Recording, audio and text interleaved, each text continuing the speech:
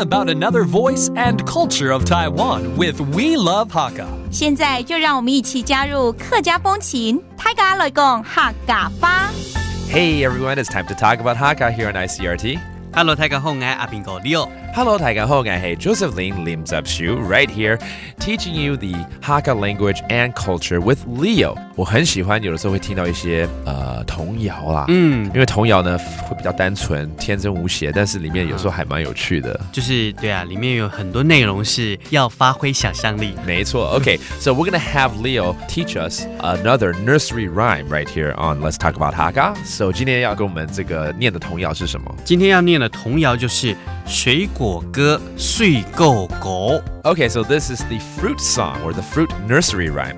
香蕉香，香蕉黃，彎彎嘅身體像葉光，大蘋果脆又甜，紅紅嘅面老妹妹真香香，細細嘅芒果鴨卵樣，酸甜嘅蜜桃半夢也會香。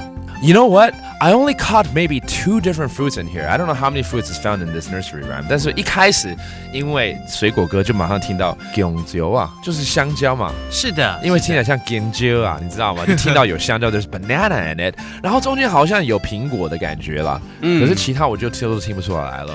其他这首歌里面呢有3种水果。哦，那我才 miss 掉一个而已耶。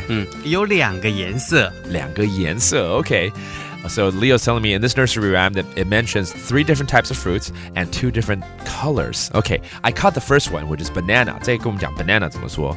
香蕉。香蕉。OK， 然后中间呢，是不是有一段什么太苹果？就是苹果啊。苹果嘛，对，怎么说？苹果。那我们也有另外一种讲法叫做lingo。Lingo， 哦，这比较像日文一点的。对。OK, so there's 2 ways to say apple, 苹果 or lingo. 然后第3个我真的没有 catch 到是什么？叫芒果，我就讲反酸。芒果 or 反酸 both describe the mango. All right. 然后呢，你说里面还有带到2种颜色。苹果是什么颜色？红啊，粉色。粉色。那香蕉是什么颜色？黄色。黄色。黄色。So there are 2 different colors mentioned in here. One describing the banana, which is yellow. 黄色。黄色. And then describing the apple, it's red. 红色。粉色。粉色. This is a very fun nursery rhyme, and you can learn some simple vocabulary from it as well. Again, it's the fruit song. So there you go. That does it for today's Talk About Hakka. 什么大家？俺是谁？张来了。客家风情由行政院客家委员会监制。